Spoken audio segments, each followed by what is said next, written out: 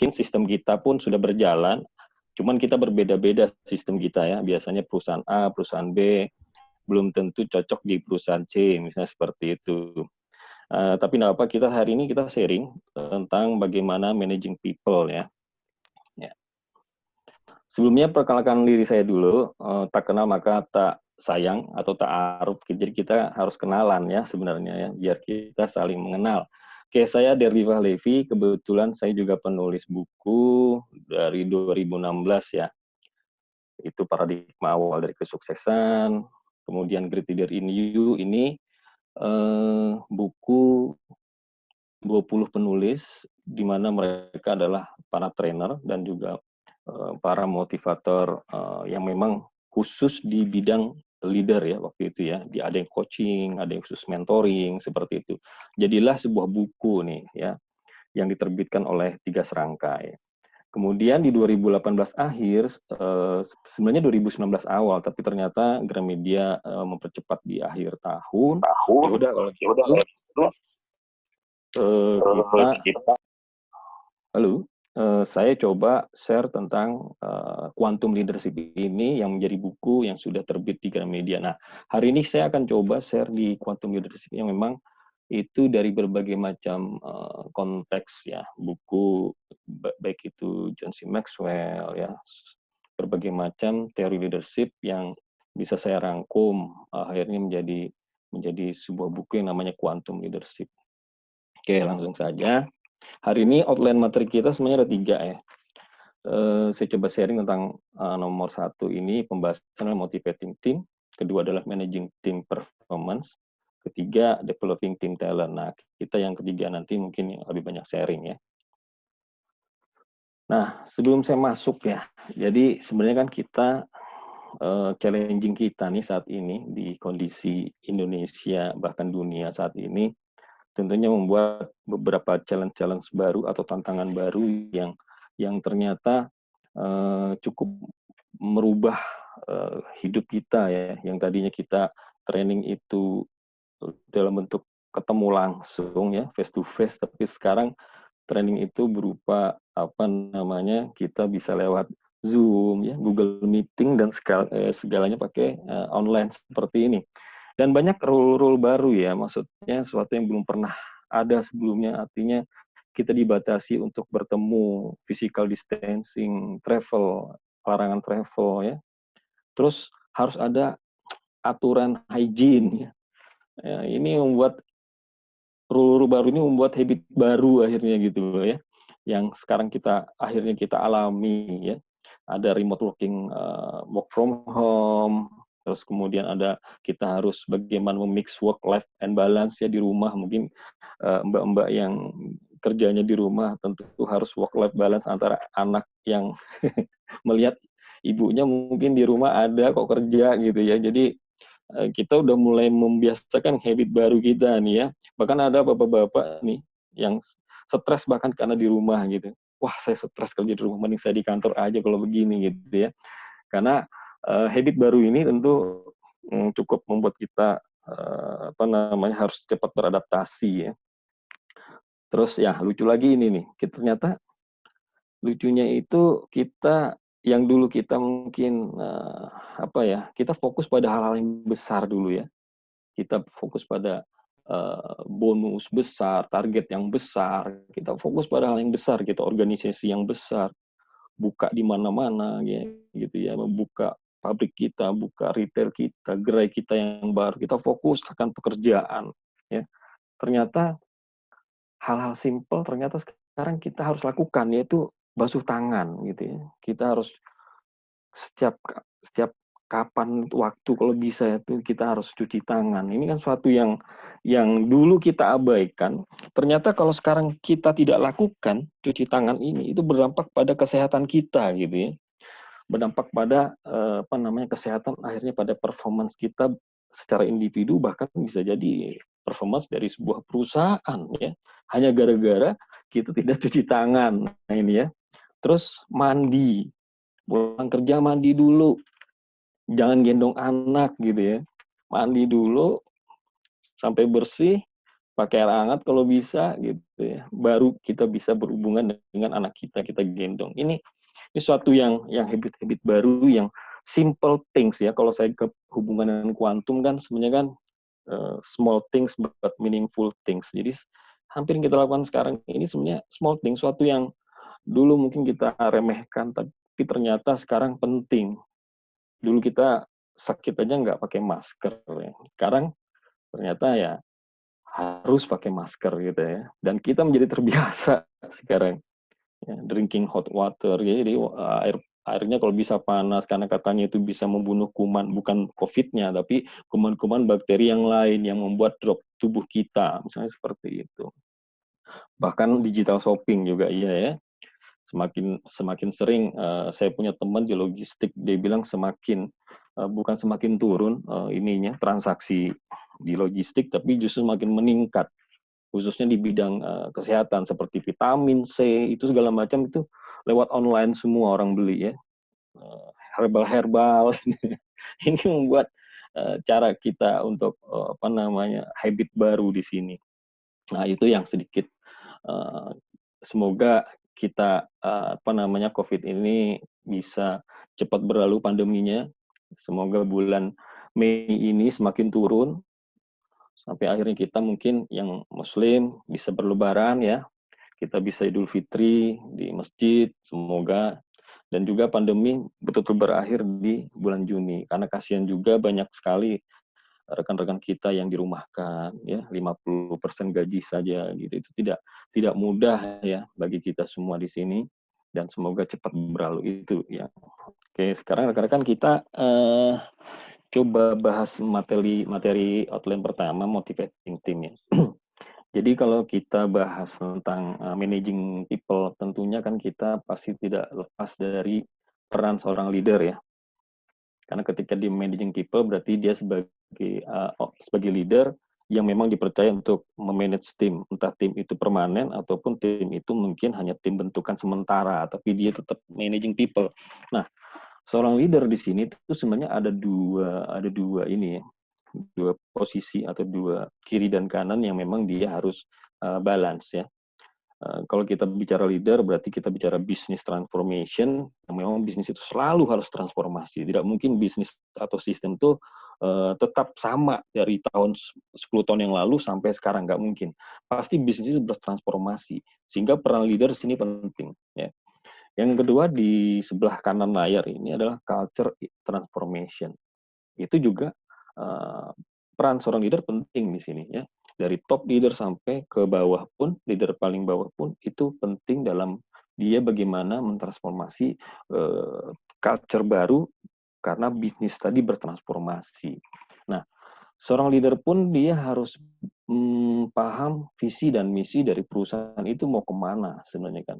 Jadi kalau tadi pertanyaannya tadi, visi itu apa sih gitu ya? Visi itu kan sebenarnya kan visibility. Kalau di seorang pilot itu kan kalau dia melihat jarak tertentu, dia akan bilang ini ada visibility saya 100 meter ke depan sekian gitu. Jadi suatu penglihatan, artinya suatu tujuan yang memang terukur ya, yang memang bisa dia raih ya. Jadi vision itu berbeda sama dream sebenarnya. Dream itu kan contohnya saya punya mimpi tahun depan menjadi presiden Indonesia. Nah, itu namanya dream. Karena mustahilnya begini, saya belum ikut partai, ya kan? Saya bukan siapa-siapa gitu. Saya belum dikenal banyak orang gitu ya. Hanya praktisi HR saja. Jadi itu namanya mimpi. Tapi kalau saya menjadi presiden misalnya 15 tahun lagi, nah itu namanya vision ya, bukan mimpi. Jadi vision, tapi vision juga harus terukur. Artinya kita harus nanti akan turunannya adalah di mission. Karena kalau kita bicara vision tadi adalah tujuan yang terukur, memang bisa kita raih atau capai. Kemudian mission itu adalah langkah-langkah atau tugas-tugas apa yang akan kita lakukan untuk meraih visi tadi gitu.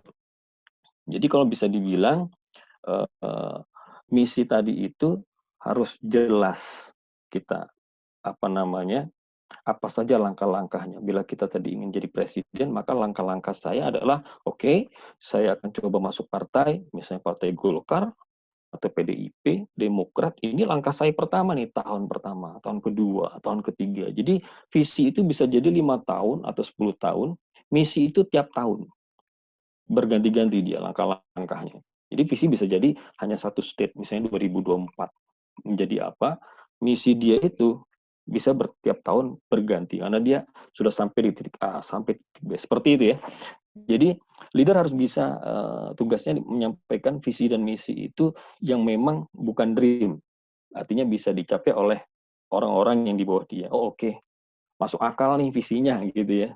Jangan sampai visinya contohnya ingin menjadi perusahaan butik atau perusahaan mukena muslim, busana muslim, dia baru buat, terus dia bilang saya ingin menjadi perusahaan busana muslim terkenal di dunia, terbaik tahun 2021 di dunia. Nah, ini spesifik dia. Tahunnya 2021 di dunia. Padahal dia baru di Bogor. Di Bogor aja dia belum nomor 1 dia.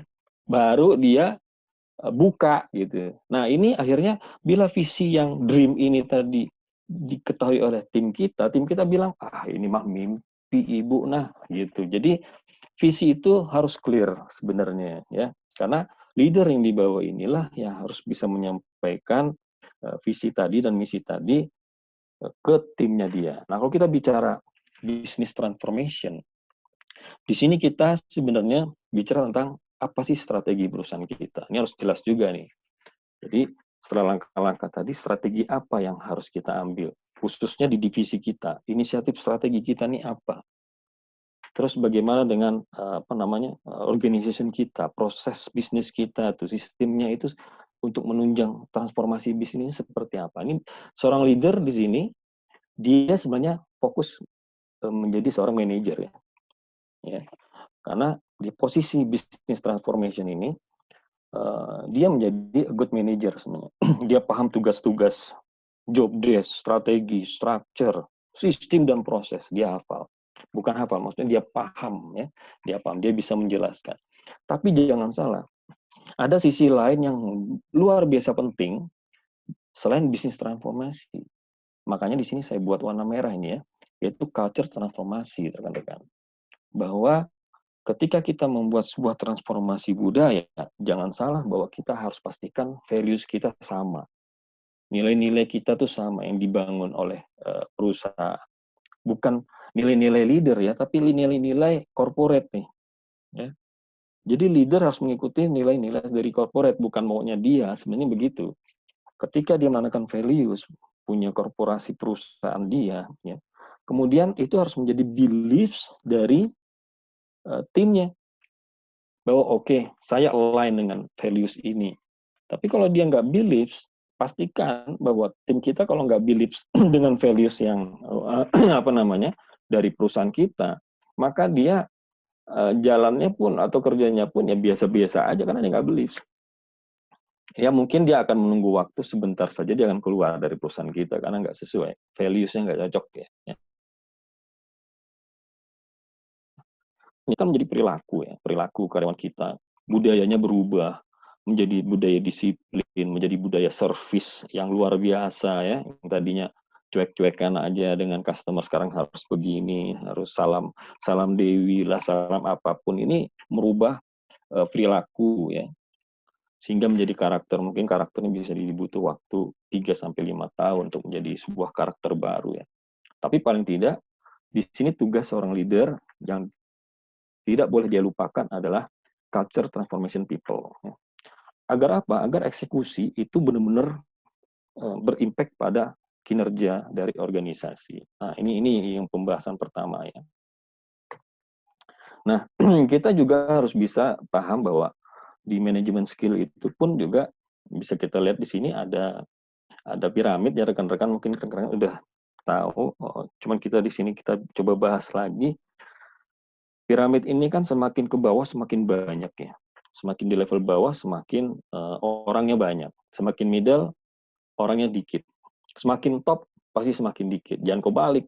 Kalau middle-nya terlalu gemuk, nanti lama-lama ambruk ya. Organisasi kita ambruk. Jadi pastikan seperti piramid memang ini ya. Artinya semakin ke atas, semakin dia mengecil. Dan semakin ke atas pun sebenarnya yang dibutuhkan itu adalah skill-nya adalah konseptual ya. Lebih banyak di konseptualnya. Nih, kalau kita lihat di gambar ini, top management level itu konseptualnya yang dibutuhkan. Konseptual itu mendiagnosa, menganalisis, membuat sesuatu yang baru. Ini dari yang tidak ada menjadi bisnis baru. Ini konseptualnya kuat harus di sini. Ya.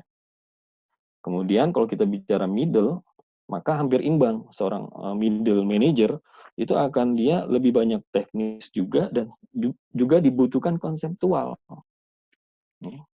Konseptual yang dibutuhkan untuk divisinya dia atau departemen dia saja. Tapi kalau top manajemen konseptualnya gambarannya lebih luas ya, lebih luas. Semakin ke bawah, maka sebenarnya low level management itu yang dibutuhkan teknikalnya. Ya, skill teknisnya dia yang penting. Supir forklift misalnya. Konseptualnya nggak perlu bahkan. Ya. Yang kita butuhkan bagaimana kamu mengemudi forklift dengan benar gitu. Nah, atau supervisor atau level paling bawah foreman yang memang membawahi 3-4 orang misalnya. Dia teknisnya tetap harus tahu ya. Tapi yang unik di sini adalah bahwa untuk human itu ternyata sama nih. Ya, mau di level supervisor paling bawah atau foreman sampai top manajemen, artinya human itu penting, sama penting ya. Sama penting agar dia itu betul-betul aware dengan human. Sekali lagi, managing people berarti tidak cuma fokus pada kerja, tapi fokus pada people. Ya, ini yang bisa kita ambil dari gambar manajemen skill ini. Gitu ya. Sehingga dari beberapa definisi konsep leadership yang sudah saya ikutin ya, sehingga saya membuat sebuah definisi baru tentang leadership yang mungkin kalau di Google tuh banyak ya, banyak. Kalau kita leadership adalah gitu tuh banyak keluar. Kemampuan mempengaruhi itu udah pasti ya, influence people ya untuk achieve target, achieve goal itu udah pasti, dan itu akan keluar kan rekan. Tetapi yang saya tambahkan di sini melalui dua hal, artinya melalui people dan tugas. Kalau kita bicara people, berarti kita bicara touch personal. Ya.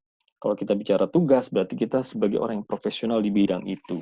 Nah, disinilah seorang leader, dia akan dilihat oleh timnya, karena dia bisa menyentuh dua hal, sehingga mencapai tujuan. Ya. Dari sisi personal dan dari sisi profesional. Artinya, seorang leader harus paham pekerjaan, harus tahu detail, dan harus tahu mendelegasikan tugas, harus dia bisa. Harus paham ya. Kemudian dia juga harus bagaimana men-touch secara personal timnya ya. Ini yang bisa saya ambil rangkumannya.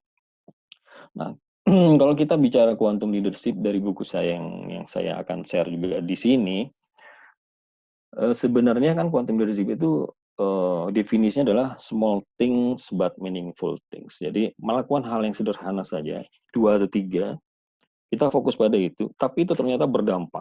Nah, ini akan kita bahas sampai nanti ke key performance indicator ya. Bagaimana kita tinggal milih 2 atau 3 hal-hal yang sederhana, tapi itu berdampak sebenarnya. Kita fokus pada itu. Itu yang disebut dengan kuantum ya.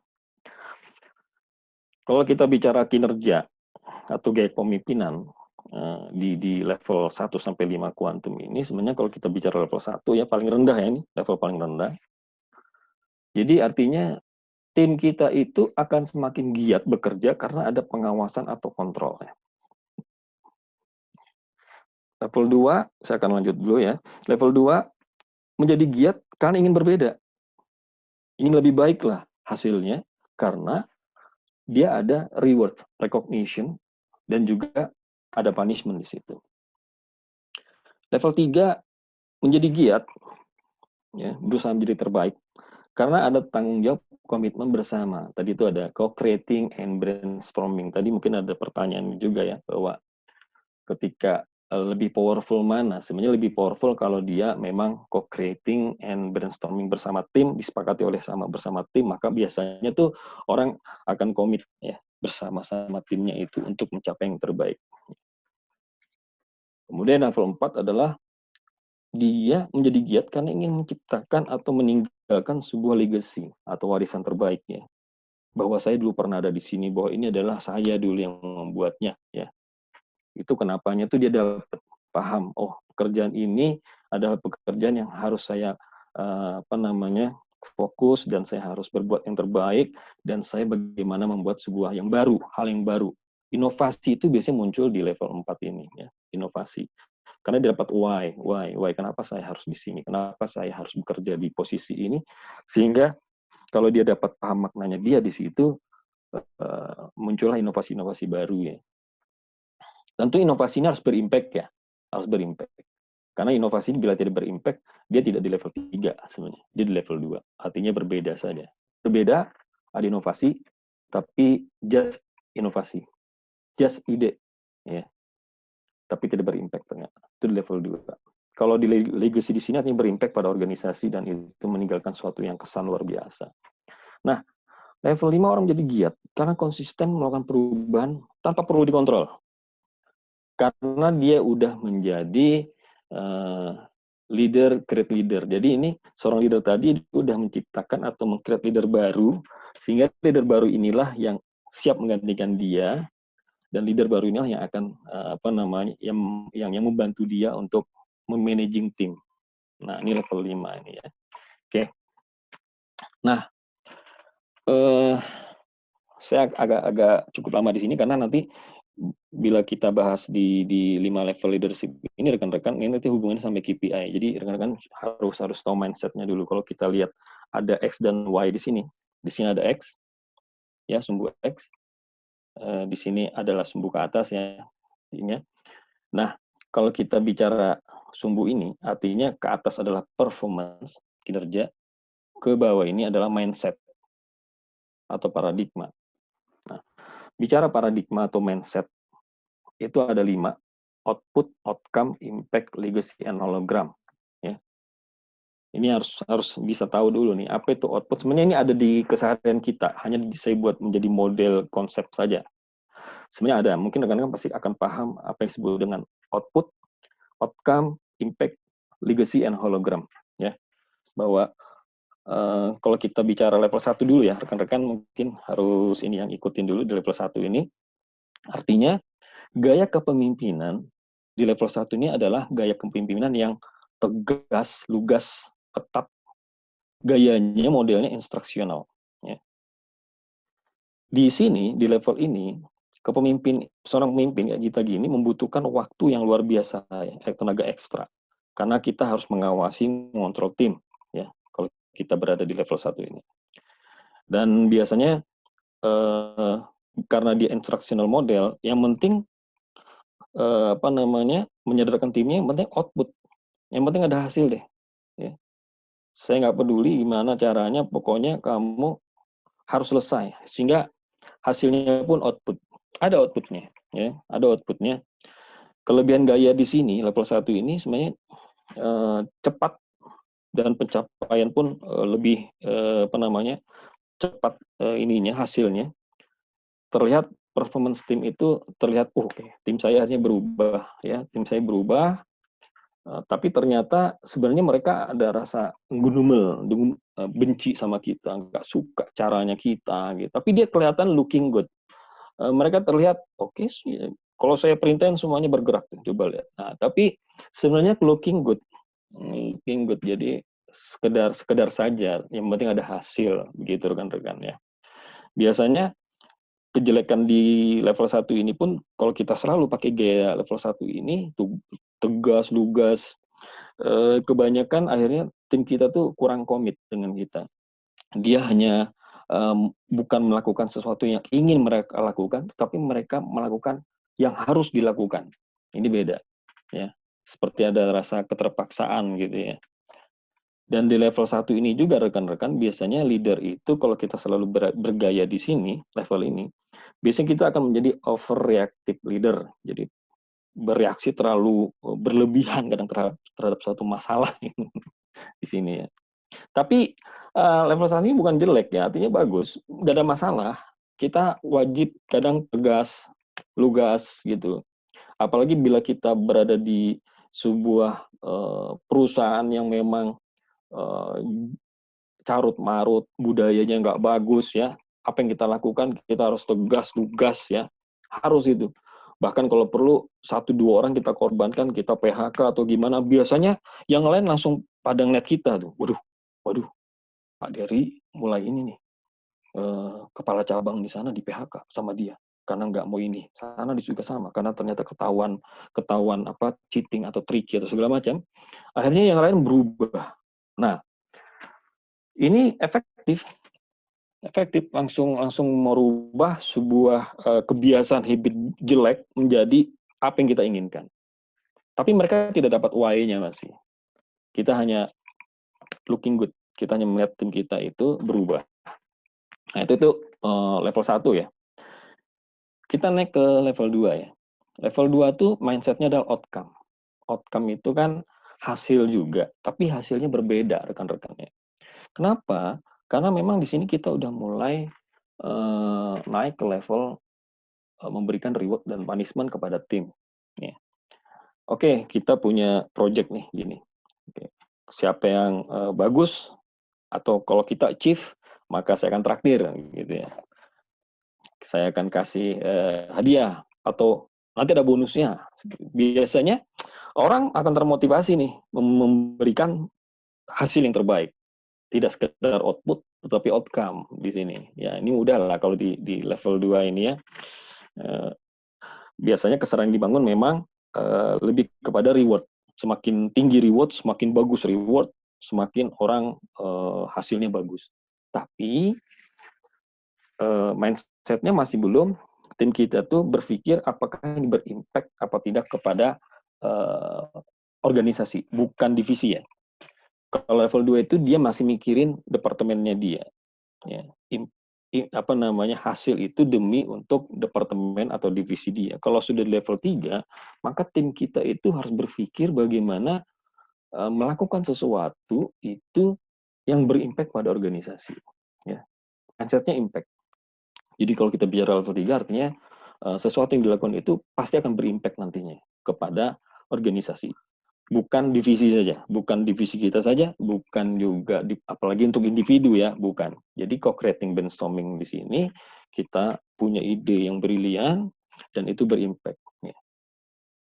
Nah, itu level 3 ya, artinya berkreasi bersama, menentukan target bersama-sama, menyelesaikan setiap masalah bersama, membangun ide-ide baru. Walaupun ide-ide baru itu memang berimpact, tetapi belum tentu dia itu menjadi legacy. Belum tentu. Artinya bisa jadi berimpact tapi bukan suatu hal yang baru ya. Bukan suatu hal yang baru. Karena kalau kita bicara hal yang baru dan berimpact itu berarti kita udah naik di level 4. Level 4 ini artinya seorang pemimpin harus bisa one on one lebih banyak di sini. Ya. Kalau kita bicara L1, L2, L3 ini lebih banyak tim. Kalau di L4 ini biasanya dia udah melihat siapa sih orang yang bisa saya jadikan pengganti saya misalnya. Atau orang kepercayaan saya. Maka dia di sini akan one on one coaching dan contextualize model. Di sini akan values itu masuk di sini. Dia akan memberikan values yang orang itu akhirnya bisa sama values-nya sama dia. Ya. Values-nya sama dengan dia, maka biasanya ketika values itu sama, maka dia orang gampang bertransformasi akhirnya. Bertransformasi, berubah karena values-nya sama. Tapi bila dia tidak cocok values-nya itu, biasanya dia tidak akan ke level 5, tapi dia akan keluar dari organisasi atau dia minta pindah dari divisi kita karena nggak cocok sama kita, itu yang terjadi. Ya. Jadi di level 4 ini pun kalau kita bicara rekrutmen rekan-rekan, ini hal yang penting ya. Kalau kita merekrut orang yang profesional, biasanya dia udah skill-nya bagus, di perusahaan yang memang berbeda dari perusahaan kita, kemudian kita rekrut dia, biasanya dia membawa values sendiri. Ya. Dia orangnya udah komit, sebenarnya awalnya dia komit, dia profesional di bidangnya, dia udah di level 4 sebenarnya ya. Dia bisa punya inovasi-inovasi yang bagus di perusahaan yang lama, dan ini mau kita rekrut, tapi ternyata kita lupa menyampaikan budaya perusahaan kita. Apa yang terjadi? Biasanya kalau dia join di kita, biasanya dia akan, loh kok begini ya? Ternyata budaya di sini begini ya, gitu. Nah, orang di sini antara dua, dia keluar, atau dia ikut, dia menerima, akhirnya dia berubah ke level 5. Ya. Atau kalau enggak, dia akan berada di sini terus, ya, di level 4 terus, dia punya ide-ide yang bagus, dia perform orangnya, tapi dia susah untuk berubah, mengikuti cara kita sebagai leader. Ya, dia punya anu sendiri lah, punya value sendiri ya. Nah, di sini level 4 ini one on one, dibutuhkan waktu ya seorang leader untuk waktu dia ketemu dengan timnya. Coaching di sini pun ada dua nih kalau saya bilang, bisa coaching skill atau coaching mental ya. Kalau kita bicara coaching skill kan berarti seperti contoh ya coach skill itulah, seperti Tiger Woods, ada coachnya Mike Tyson, Ronaldo, itu coach skill. Dibutuhkan juga di sini adalah coach mental. Jadi bagaimana coach mental itu bisa unlock potensial dari timnya itu ya. Sehingga dia bisa align dengan dirinya. Artinya dia bisa membuka potensi seorang itu dengan ditambahkan dia dengan kontekstual model bahwa makna values itu seperti apa di perusahaan ini gitu. Jadi itu di sini cukup membuat seorang leader untuk menghabiskan waktu bersama satu atau dua orang yang memang itu akan menjadi penggantinya dia sebenarnya. Karena kalau kita bicara ke level 5 ini memang tujuannya adalah dia create leader lain sehingga dia nggak capek ya, dia tidak capek untuk memanage tim ya. Capek kalau kita memanage kita sendiri, kita harus ambil 2-3 orang yang memang kita bisa align sama kita, values-nya sama-sama kita, dia adalah seperti diri kita, ya itu yang kita bisa percayakan dengan dia untuk mengajarkan orang-orang yang ada di perusahaan kita.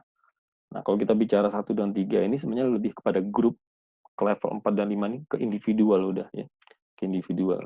Nah. Jadi berbalik dengan stres ya. Kalau kita sering di level 1 ya, sebenarnya kita level stres kita semakin tinggi. Ya. Karena kita selalu mengontrol orang nih, mengontrol tim terus, stres kita. Ya. Tapi semakin kita ke level paling tinggi, semakin stres kita semakin rendah. Kenapa? Karena kita bisa tinggalkan saja. Nggak ada kita cuti, itu tim itu kayak sudah bergerak gitu ya, sesuai dengan apa yang kita harapkan. Nah, yang ingin saya fokus di sini rekan-rekan harus tahu apa yang disebut dengan output. L1, L2 itu adalah outcome, L3 itu adalah impact. L4 adalah legacy, hologram itu adalah role model lah ya. Bahasa lainnya role model. Nah, nanti ini akan kita bawa sampai di key performance indicator rekan-rekan. Apa itu outputnya? Contohnya seperti ini ya, paling mudahnya ya. Nah, ini kejadian nyata ya dari tim yang saya minta ya. Saya minta waktu itu by phone, WhatsApp ya, WhatsApp. Saya bilang, tolong dong kirimkan proposal THR gitu. Bila kita bayar 100% berapa, kalau kita bayar 75% berapa ya. Ini saya mau presentasi ke CEO, saya bilang gitu. By PT ya, ya. Gitu. Nah, tim payroll mengirimnya seperti ini. Dia cepat terkirimnya ke saya gitu ya. Tapi ternyata belum bisa diapa-apain. Saya masih harus ngedit lagi, saya masih harus masukkan ke presentasi lagi ya. Ini yang saya bilang adalah output. Ya. Mindsetnya output, yang penting dia udah selesai. Pernah nggak ketemu tim kita yang begitu? Tolong kirimkan data ini. Dikirimnya tuh data mentah, bayangin. Ya, data mentah. Itu yang penting apa? Kamu udah kirim? Sudah, Pak. Yang penting output. Beda sama outcome. Outcome itu kan suatu yang berbeda. Tanpa kita minta. Dia kirimkan ada 2. Tim saya ini adalah tim compensation benefit. Dia kirim, Pak, saya kirim Excel, satunya PowerPoint. Jadi udah template-nya sudah di PowerPoint juga ada. Ini adalah Excel. Di balik ini pun sebenarnya ada yang pivot table. Pivot table itu ada raw datanya gitu. Jadi bukan hanya raw data saja, tapi summary-nya pun udah tinggal saya crop, masukkan ke PPT. Bahkan PPT-nya pun dikirim sama dia. Bahkan ditotalin nih, ya, ditotalin nih. Sebelah sini nggak ada totalnya. Ini yang disebut dengan outcome dari suatu pekerjaan. Dan mindset-nya harus kita rubah tim kita itu ya. Bagaimana mereka, lu jangan asal kirim aja dong, gitu. Hasil itu kan cuma output, yang penting outcome. Outcome-nya mana? Outcome dari ini apa? Apa yang bisa kita baca dari ini? Totalnya aja belum kamu kasih, totalnya belum. Nah, seperti ini ya. Jadi mindset apa namanya? Level 1, level 2 ini harus kita kasih kepada tim kita. Jadi saya cukup tolong kirimkan ini ya, data ini ya. Dia udah bisa mengirimkan data yang sudah saya tinggal gunakan. Tapi data ini belum berimpact dengan rekannya. Artinya data ini outcome, yes, benar outcome. Tapi dia belum berimpact apapun terhadap apa namanya company. Nah ini beda. Ya. Beda kalau dia punya apa namanya punya ide yang memang ternyata berimpact pada organisasi misalnya. Itu masuk level 3 nih. Nanti kita akan bahas ya. Sampai sini mungkin rekan-rekan semoga paham yang saya maksud dengan L1, L2 ya. Di sini L1, di sini L2. Ya. Nanti mindset ini pun akan terbawa di indikator performance sebenarnya rekan-rekan. Nah, sekarang kita coba masuk di materi kedua, managing team performance. Kita lihat video dulu ya. Semoga ada suaranya nih ya. Mungkin Mas Andi dengar suaranya? Ada, Pak. Ada. Nah, rekan-rekan coba lihat ya. Apa yang terjadi di video ini?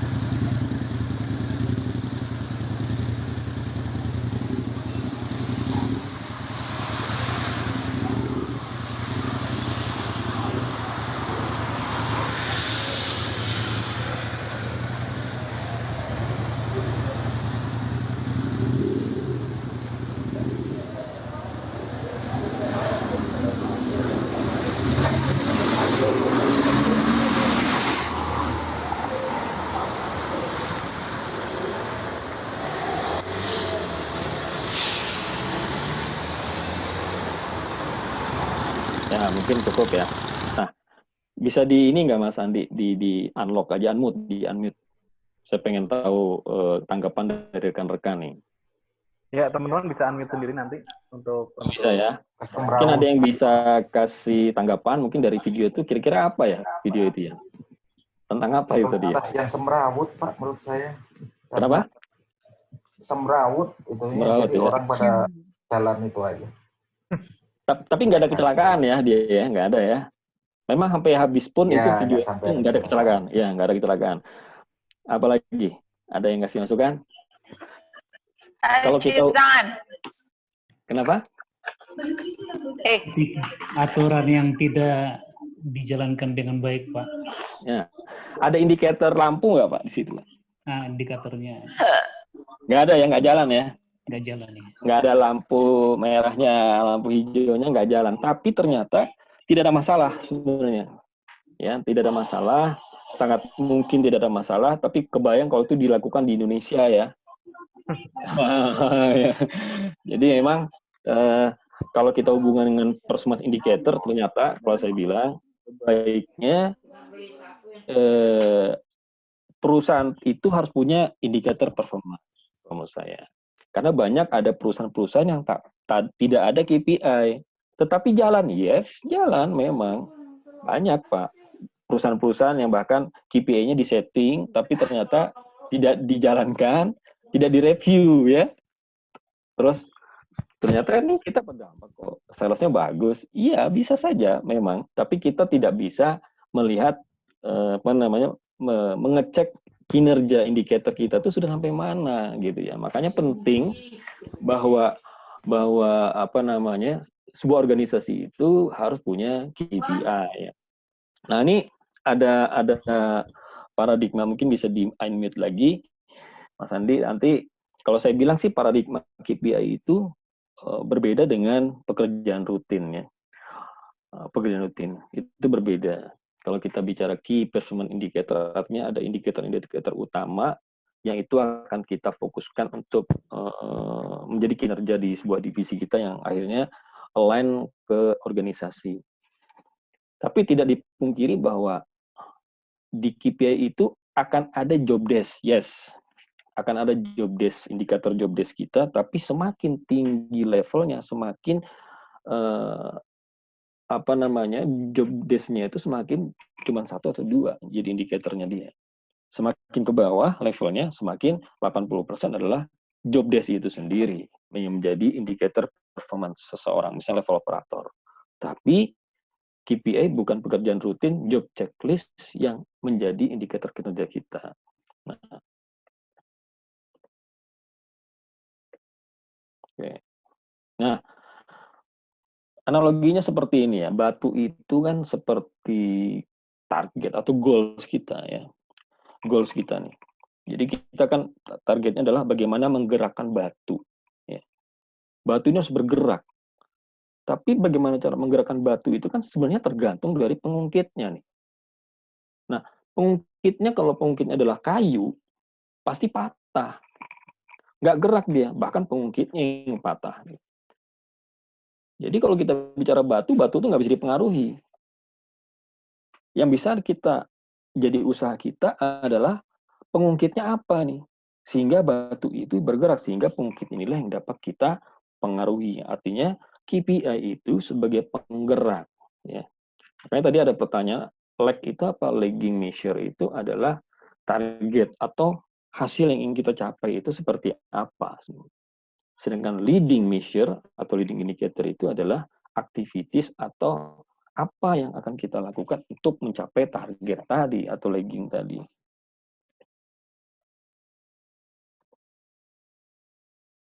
Nah, ini ada terminologi KPI ya. Kalau kita masuk di performance indicator, artinya kita harus sepakat bahwa KPI itu penting, bahwa KPI itu dibutuhkan oleh organisasi agar bisa kita pantau. Ya. Walaupun ada beberapa perusahaan yang mungkin KPI-nya nggak jalan, bisa saja. Tapi sebagai leader kita akan susah memantau performance tim kita ya. Di sini KPI itu gabungan sebenarnya ini antara OKR mau KPI sebenarnya gabungan di sini ya. Dari objektifnya kita harus turunkan menjadi inisiatif divisi kita. Misalnya strategi perusahaan kita itu apa? Strategi organisasi. Misi organisasi kita itu apa? Goals-nya apa? Itu harus menjadi suatu inisiatif strategi divisi, misalnya divisi HR. Apa strategi kita? Dari inisiatif strategi itulah yang akan kita jadikan objektif ya. Contoh-contohnya adalah meningkatkan kompetensi SDM untuk khusus di service. Jadi dia akan fokus, bukan umum. Start with di sini adalah meningkatkan tingkat kompetensi di bidang apa. Jadi fokus, jangan semuanya dimasukkan di sini karena ini align ke inisiatif strategi yang memang itu menjadi tujuan dari organisasi kita. Kalau kita udah menetapkan objektif dari sisi divisi kita, maka kita harus menetapkan namanya key main area. Key main area itu adalah apa sih kontrol variabel kita, misalnya dari sisi human, finance, service, gitu ya, aset misalnya. Itu apa saja yang akan menjadi kontrol variabel kita. Kemudian bila sudah ditetapkan kontrol variabelnya, maka di sini ada indikator nih. Apa indikator jumlah, indikator standar, indikator service. Di sini kita belum bicara tentang yang namanya numbers. Tidak. Kita hanya bicara indikator-indikator yang terkait dengan human itu apa saja, terkait indikator dengan finance itu apa saja, service itu apa saja. Itu indikator yang harus bisa kita tetapkan di sini ya. Kemudian setelah indikator ditetapkan, baru kita tetapkan target. Ya, tetapkan targetnya lagging measure di sini. Lagging measure itu bisa berupa targetnya 20 miliar, berapa kali jam training, berapa persen service. Tapi ingat di sini fokusnya adalah ke strategi inisiatif rekan-rekan, bukan yang umum. Bukan laporan training umumnya kita, bukan. Ini training ini khusus yang khusus fokus ke sesuatu yang memang kita kejar nih apa gitu. Ya. Nah, disinilah hubungannya dengan level-level tadi rekan-rekan. Level ini nanti akan menentukan bobot sebenarnya. Contoh misalnya kalau di saya itu kita punya ide untuk membuat service DNA misalnya, service DNA, kita namakan DNA. Yang mana ini proyek besar yang bisa berdampak pada organisasi. Karena dia idenya adalah project service yang memang akan berdampak, maka kita sepakati di situ level kita adalah level 3. Tadi ingat level 3 adalah impact. Artinya memang ini service berdampak pada organisasi, semua harus wajib melakukannya. Tetapi kalau misalnya itu berupa job desk biasa, kerjaan rutin untuk kita saja, maka levelnya level 1. Berpengaruh juga kepada bobot rekan-rekan. Kalau dia punya ide, Pak, saya punya ide, Pak. Oke, baru mau. Ya, baru mau. Oke, tulis di indikator kamu, idenya apa, itu bagus, sesuatu yang baru, tapi karena belum berimpact, maka saya kasih dia level 2. Bagus, level 2 ya. Nah, level 2, bobotnya pun berbeda dengan level 1. Tapi dia akan berubah ke level 3, tersetting, bila memang ternyata, oh, luar biasa nih, ide dia ini berimpact nih. Berimpact pada divisi lain atau organisasi. Ke level 3, dia punya KPI indicator tadi. Dan nanti itu berpengaruh pada bobotnya dia. Makanya ini lebih fair bila kita punya mindset yang sama. Bagaimana membuat level indikator-indikator tiap orang-orang yang kita pimpin tadi. Ya. Memang kalau level operator kebanyakan level 1 dan 2 saja. Level operator ya. Dia belum sampai level 3 memang. Itu wajar karena posisinya dia. Tetapi kalau kita bicara posisi manager level, maka harus KPI itu nggak cuma L1. Tetapi KPI itu apa nih ide kamu agar KPI kamu itu memang berimpact. Level 3, kamu jangan level 2, level 1 aja indikatornya, level 3-nya mana gitu ya. Nah, ini yang harus kita ketahui bersama terkait dengan indikator tadi. Nah, ini cara kita sebagai leader memantau seperti apa. Sebenarnya kita memantaunya di sini rekan-rekan. Apa yang kita pantau itu adalah aktivitasnya. Kenapa semua ini tidak tercapai? Kenapa semua ini tidak tercapai? Karena kita tidak konsisten melakukan apa yang akan dilakukan untuk mencapai tadi. Mungkin kalau yang bisa baca buku 4DX mungkin juga tahu ya bahwa kita harus kontrol itu adalah aktivitasnya orang gitu, bukan laggingnya. Kalau kita cuma mantau target, ya target nggak berubah.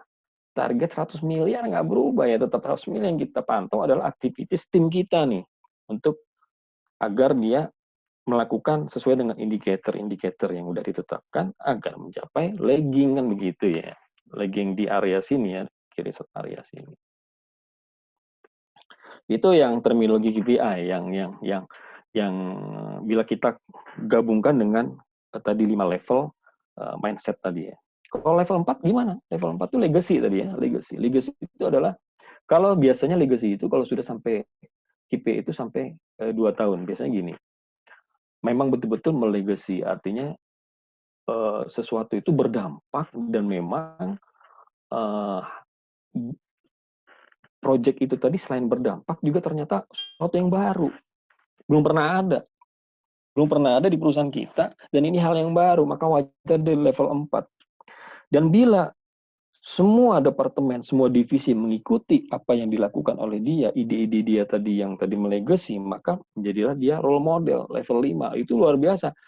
Cukup melakukan 2 hal saja rekan-rekan, level 4 dan level 5, indikator Anda itu luar biasa powerful kepada organisasi daripada Anda 7 atau 10 tapi L1 semua. Indikator Anda banyak, 10, tapi L1 dan L2 semua. Tapi saya punya 2 saja. Saya indikator saja L3, L4, L5. Apa yang terjadi? Saya lebih powerful. Makanya tadi kalau kita bahas performance, maka sebenarnya ya, saya nggak bisa balik nih.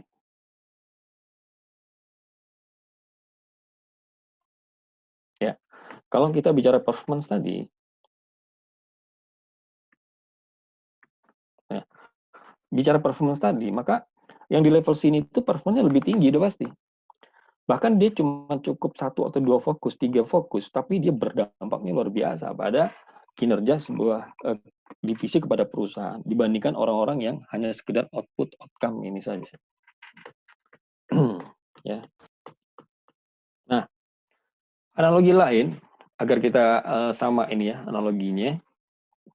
Contohnya di mobil ya rekan-rekan ya. Kalau kita naik mobil tentu kan kita pasti ada dashboard-nya ya, dashboard nih. Ini dashboard.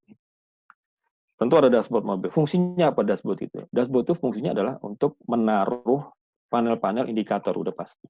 Apa saja panelnya itu? Biasanya banyak kan?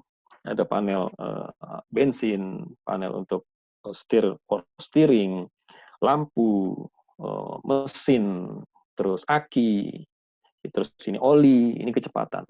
Indikatornya banyak sebenarnya. Tetapi kalau kita bicara indikator mobil ini contohnya, kita juga sama kok. Ketika kita balapan mobil, sebenarnya yang kita fokuskan itu apa? Udah pasti hanya 2 atau 3 saja indikator yang kita fokuskan. Selebihnya kita abaikan. Kita anggap itu indikator juga, tapi bukan yang kita fokuskan. Dan gitu mending tidak menjadi indikator utama kita. Kalau kita naik mobil, pasti yang kita utamakan adalah kecepatan. Kalau kita balapan, udah pasti untuk mencapai sebuah tujuan, balapan dengan mobil lain, untuk mencapai tujuan itu, pasti kecepatan yang penting. Ya kan? Indikator kecepatan itu, kecepatan saya berapa nih kok cuma segini? Pantasnya saya kalah gitu. Ya. Kedua itu kan bisa jadi bensin. Ya kan? Bensin habis gimana kalau kita nggak tahu bensin kita, ya kan? Nggak sampai tujuan kita. Jadi sama analoginya dengan mobil ini, artinya indikator itu yang penting-penting saja itu kita fokuskan sebenarnya. Tapi tidak mengabaikan job desk ya rekan-rekan. Kalau kita bicara job desk itu adalah pekerjaan yang memang harus kita lakukan. Udah pasti. Tetapi kalau kita bicara key performance indicator, itu adalah indikator utama yang kita ambil. Di job desk boleh kita ambil 1 atau 2. Dari 10 job desk kita itu, key account responsibility itu, kita ambil 2 saja. Tapi kalau semakin level bawah, semakin dia banyak yang harus dimasukkan ke indikator performance-nya dia. Nah, ini salah satu contoh lainnya bahwa lagging itu apa sih? Lagging itu adalah hasil akhir. Ya. Sedangkan leading measure itu adalah proses atau aktivitas yang akan berpengaruh pada hasil akhir. Nah, ini contohnya nih. Lagging. Wah, saya ingin dari 80 kilo jadi 60 kilo. Lingkar badan saya 100 cm jadi 80 cm. Kolesterol saya turun pokoknya sekian. Ada resultnya, ada memang angka-angka yang mau ditetapkan di sini. Tapi ini akan menjadi angka saja bila kita melakukan aktivitas. Bila kita tidak konsisten dengan melakukan aktivitas-aktivitas yang sudah kita tetapkan. Apa untuk mencapai berat badan ini? Berlari fitness. Berapa kali? Ini yang kita kontrol, rekan-rekan. Kita sebagai leader itu kontrolnya di sini. Ini udah kita sepakati, ini kita kontrol di sini. Dan inilah yang paling biasanya leader itu fokusnya pada hasil akhir. Kenapa kamu belum sekian? Kenapa hasilnya begini? Begitu. Ya. Kita perhatikan leader-leader kebanyakan begitu kan. Kenapa sales kemarin kok cuma 3T, 3M, 300M gitu. Tapi dia tidak melihat apa aktivitas yang tidak kamu lakukan. Kenapa bisa begitu? Kan begitu. Dari aktivitas itu ketahuan nanti sebenarnya. Oh, di sini masalahnya, di sini itunya, di sini itunya. Sebagai leader, makanya penting leader itu harus turun ke lapangan juga. Nah, ini contoh saja. Bila kita bicara manager, officer, foreman, operator, maka menetapkan level-level di KPI itu semakin level manager, output itu maksimal boleh 40% saja. Selebihnya dia harus mengisi apa itu outcome-nya, apa itu impact Ayo, mana KPI impact-mu gitu. Apa inovasi baru kamu di sini nih? Apa inovasi yang baru? Ayo dong. Inovasi baru apa indikator kinerja kamu untuk inovasi baru yang terkait dengan goals, misalnya begitu. Nah, semakin ke bawah, output-nya semakin gede. Atau 80%. Ini salah satu contoh juga nih. Ya. Artinya lebih banyak job desk rekan-rekan. Kalau bicara output itu kebanyakan job desk sebenarnya. Pekerjaan rutin, ya, pekerjaan rutin kita. Misalnya membuat manpower planning, itu tuh di output sebenarnya. Ya. Tidak ada sesuatu yang baru sebenarnya. Mungkin rekan-rekan ada yang mau di ini sebelum kita masuk developing talent, atau kita lanjut dulu aja ya. Jadi kalau kita bicara tadi mindset leader, pertama ada level 1, 2, 3, 4, 5. Kedua, kita bicara tentang KPI, Key Performance Indicator. Ya. Dihubungkan dengan kuantum, mindset-nya adalah kita sebagai leader, kita harus fokus pada satu atau dua, yang memang hal itu sangat berdampak pada organisasi. Ya. Kemudian dari key performance tadi, bila kita tidak cukup KPI, kita kan melakukan biasanya performance appraisal ya. Artinya mengappraise, menilai atau ya menilai kinerja tim, sehingga disebutlah dengan performance appraisal. Ya. Disitulah tugas kita untuk mendevelop, ya kan, apa yang memang harus didevelop, to be developed, ada yang memang strength-nya tim kita, gitu ya. Karena di KPI itu cenderung lebih banyak bicara performance, belum bicara potensi. Di performance appraisal, kita bisa menggabungkan dua hal tadi. Performance-nya masuk dari KPI tadi, kemudian potensi dari tim kita itu yang harus kita ketahui. Saya lanjut aja dulu, kita lihat videonya ntar ya. Semoga ini jelas. Once upon a time, a turtle and a rabbit had an argument about who was faster. They decided to settle the argument with a race. The turtle and the rabbit both agreed on a route and started off the race. The rabbit shot ahead and ran briskly for some time. Then, seeing he was far ahead of the turtle, he thought he'd sit under a tree for some time and relax before continuing the race. He sat under the tree and soon fell asleep. The turtle, plodding on, overtook him and soon finished the race. Emerging as the undisputed champ, the rabbit woke up and realized that he'd lost the race.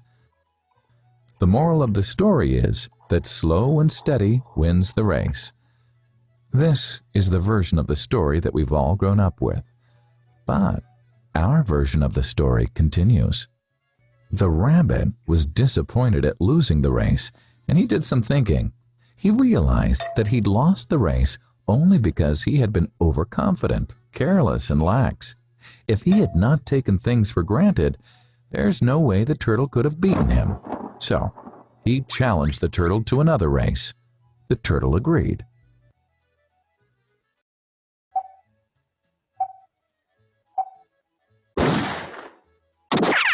This time, the rabbit went all out and ran without stopping from start to finish. He won by several miles. The moral of the story? Fast and consistent will always beat the slow and steady. It's good to be slow and steady, but it's better to be fast and reliable. But the story doesn't end here.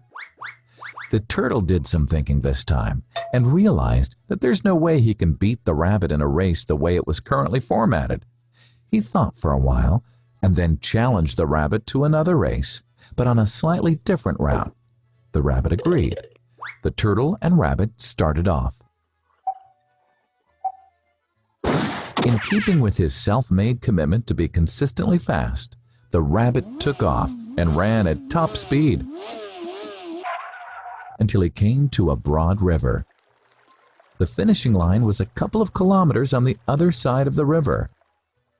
The rabbit sat there, wondering what to do. In the meantime, the turtle trundled along, got into the river, swam to the opposite bank, continued walking, and finished the race. The moral of the story? first identify your core competency and then change the playing field to suit your core competency. The story still hasn't ended. The turtle and rabbit by this time had become pretty good friends, and they did some thinking together. Both realized that the last race could have been run much better. So the turtle and rabbit decided to do the last race again, but to run as a team this time. They started off, and this time the rabbit carried the turtle till the riverbank. There, the turtle took over and swam across with the rabbit on his back. On the opposite bank, the rabbit again carried the turtle, and they reached the finishing line together. Both the turtle and rabbit felt a greater sense of satisfaction than they'd felt earlier. The moral of the story? It's good to be individually brilliant and to have strong core competencies. But unless you're able to work in a team and harness each other's core competencies, you'll always perform below par, because there will always be situations at which you'll do poorly and someone else does well.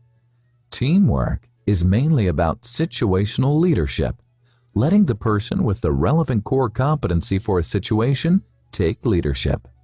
And that is the end of the story. Ada masukan rekan-rekan dari filmnya, bisa di-unmute.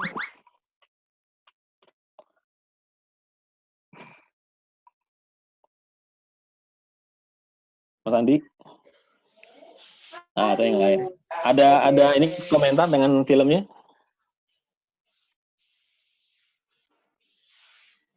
Iya, cuman repot lah. Ya Pak Irawan, tentunya mau komen, Pak.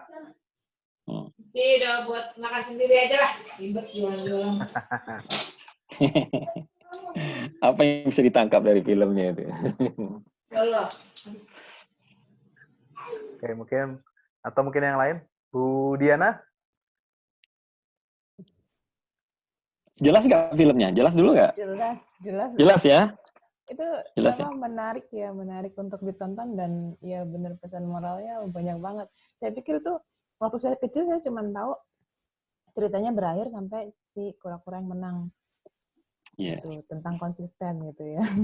Ternyata terus berlanjut dan gimana dua-duanya bisa menang gitu. Ini benar-benar pesan moralnya menarik banget, karena ya menang untuk diri sendiri itu memang bukan kepuasan yang level yang wah banget, tapi menang sebagai tim itu luar biasa sih, dan efeknya juga buat orang banyak, bukan buat diri sendiri. Betul. Kalau di level leadership level berapa ini ya? Kan tadi berapa? Artinya bersama ya, co-creating ya kan, dia bersama-sama tim gitu kan. Itu level berapa tadi?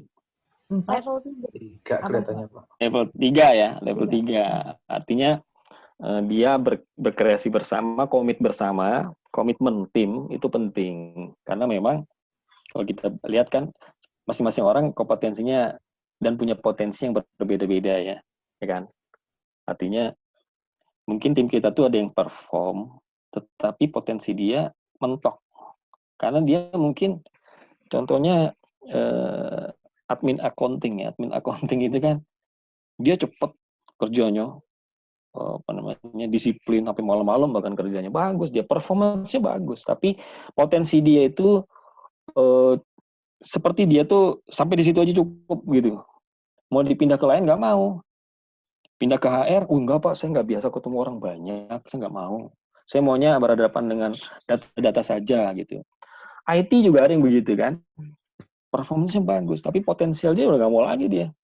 Nah ini yang bisa kita lihat di organisasi kita juga kan akan ada nanti seperti itu ya. Bahwa kalau kita bicara tadi KPI disambung dengan ke sini, di sini kan performance-nya kan di KPI-nya kan akan masuk di sini. Bahwa di sumbu high performance itu merupakan hasil dari performance indicator kita. Tapi kalau kita bicara potensial, nah di sini akan banyak ternyata tim kita itu walaupun dia perform, tapi di potensial dia sudah nggak bisa dikembangin lagi lah menurut dia. Ya. Jadi seakan-akan dia pengennya di situ aja gitu. Tapi dia high performer. Ya. Mungkin rekan-rekan udah tahu nine box ini ya. Karena semua praktisi HR di sini paling tidak ada 9 box, 25 box, ada yang 6, tapi itu sama saja sebenarnya kan. Menggambarkannya adalah bahwa bila kita lihat di sini ada orang yang performance-nya bagus gitu ya. Potensialnya dia memang terus bisa dikembangkan, maka dia yang paling tertinggi di sini adalah star model gitu. Namun bila dia itu masih di bawah performanya lumayan, high potentialnya bagus, dia berada di Rising Star Innovator. Di sini juga Rising Star. Ya. Artinya dia adalah orang-orang yang memang bisa menjadi, kalau bisa dibilang tadi hologram ya, hologram role model kita. Jadi kalau kita nggak ada nih, star-star ini adalah role model kita. Nanti kalau kita nggak ada, mereka ini akan melanjutkan values-values yang memang menjadi values perusahaan. Ya. Rising Star ini adalah orang yang bisa menggantikan untuk naik ke atas. Nah, orang-orang yang di sini, kalau di sini biasanya di blok 5 ini biasanya dia bisa terus untuk dikembangkan ke atas. Tapi kalau high performer yang saya bilang tadi IT, biasanya di sini nih dia. Ya. IT itu dia high performer tapi dia udah potensialnya udah cukup di situ. Dia nggak bisa lagi mau kemana-mana, mau bisnis lain nggak mau, dia di situ aja. Nah, kalau di sini tuh orang yang sebenarnya itu tuh kalau yang di 6 ini itu kalau saya bisa share adalah orang yang memang sebenarnya tuh dia bagus tapi dia nggak kelihatan performance-nya karena sebenarnya dia salah tempat gitu. Dia salah tempat, bukan keinginan dia. Dan ini harus dielaborate di sini, harus kita coaching di sini dia. Coaching tuh ada di sini, kita bisa tanya. Dia potensinya bagus, dia tuh semangatnya bagus, tapi nggak perform pekerjaannya dia. Bisa jadi itu tadi, dia salah tempat, kita coba untuk di-enlarge, atau kita mutasi kan bagian dari development juga. Mutasi itu ya. Bisa kita pindah divisi, kita tanya dia maunya apa gitu. Bisa jadi dia nanti akhirnya menjadi orang yang naik di sini, rising star gitu. Ordinary ini adalah orang yang kerja sesuai job desk, sesimpel itu kalau saya bilang. Jadi dia tidak lebih juga enggak, semua KPI-nya itu job desk dia semua, tidak berdampak apapun pada organisasi, ya as it is lah gitu. Maka disebut dengan ordinary. Nah, kalau di bawahnya adalah low contributor. Perform juga enggak ada potensi juga, repot nih di sini. Biasanya di sini tuh yang masuk dalam, kalau 2 tahun di sini, biasanya tahun ketiga udah akan dievaluasi untuk, kata orang, kalau di kita ajarkan nggak bisa, ya udah, kita binasakan, kata orang kan gitu kan. Artinya dikeluarkan dari perusahaan, sudah nggak bisa lagi diapa-apain. Nah, ini kebanyakan kan kita kan selalu first line itu untuk di-develop biasanya kan star nih ya. Star nih harus sama 7 dan 8. Kita harus develop ini. Sebenarnya kalau saya bilang, kita harus pakai pendekatan lain juga. Kebanyakan star model ini atau role model ini, kebanyakan dia nggak mau di-develop. Dia belajar sendiri kok. Orang-orangnya dia sangat positif, belajar sendiri, nggak kita kasih training pun dia belajar sendiri gitu ya. Justru mereka ini harusnya kita kasih adalah berupa reward, misalnya rewardnya adalah wisata bersama keluarganya, di mana keluarganya akhirnya terlibat dan tahu bahwa ini adalah bagian dari perusahaannya. Jadi keluarganya pun mendukung suaminya atau istrinya yang kerja di perusahaan ini, bahwa ini luar biasa engagement-nya sampai keluarga ya. Jadi mungkin ini yang harus dilakukan di star model. Kalau rising star ini kebanyakan orang pasti jadi first line development. Jadi mereka kita fokuskan karena untuk mengganti di sini ya, mengganti di sini. Tapi ada perusahaan juga dia fokusnya justru di sini nih development-nya. Di 5 dan 6. 5, 6 dia fokus di develop. Ketika ini naik, rekan-rekan, ini merasa kayak tersaingi. Apa yang terjadi? Dia biasanya akan memotivasi diri sendiri untuk berusaha berinisiatif untuk berusaha yang terbaik. Jadi ini sebenarnya 5 dan 6 menyundul orang-orang di atasnya. Bahkan ada perusahaan lagi, dia fokusnya di sini nih, development-nya.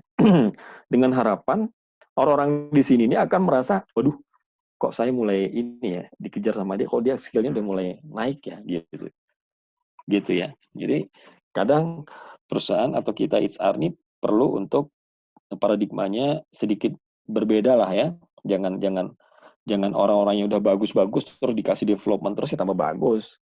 Yang bawah-bawah malah justru kita nggak fokusin. Bahkan mungkin bukan the next line atau artinya best nantilah gitu ya yang kita develop gitu. Nah, ini salah satu teknik atau cara-cara ya untuk nanti materinya bisa minta dengan Mas Andi ya, saya sudah share tadi. Kalau kita mendevelop talent tadi kan ada caranya adalah dengan coaching, training, mentoring, consulting dan counseling. Mereka ini kalau coaching disebut apa? Coach, trainer, mentor, consultant, terapis ya. Kadang kalau coaching memang tidak perlu keahlian di bidangnya karena dia lebih banyak bertanya untuk mengunlock potensial untuk lebih bertumbuh ya seseorang cepat berkembang. Kalau training dia harus menguasai. Ya, misalnya dia training pajak ya dia harus menguasai tentang pajak. Mentor juga sama nih. Mentor itu kan berarti dia mengajarkan keahlian di bidang dia.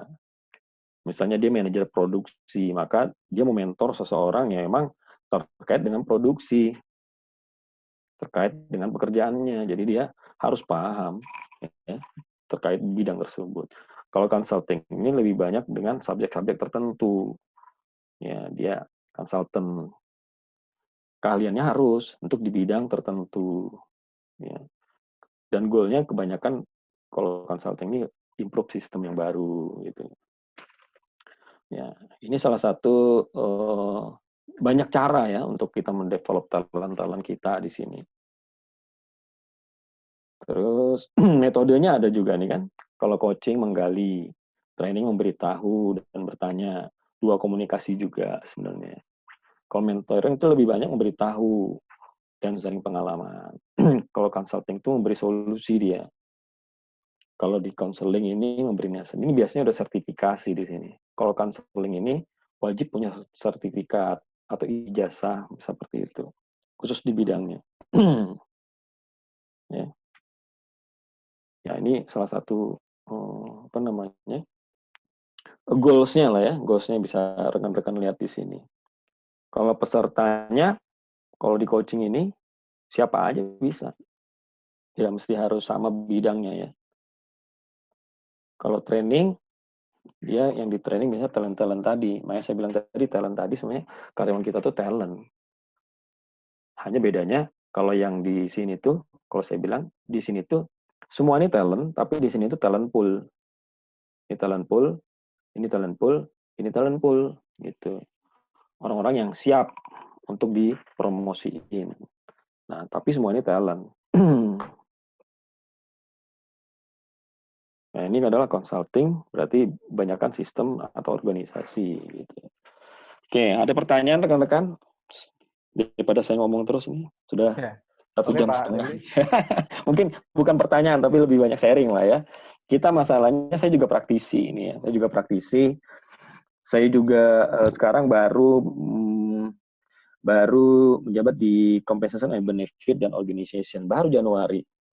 Kita lagi buat sistem juga gitu ya. Sistem yang memang terintegrasi antara job desk ke KPI. Saya buatnya begitu. Contohnya begini ya.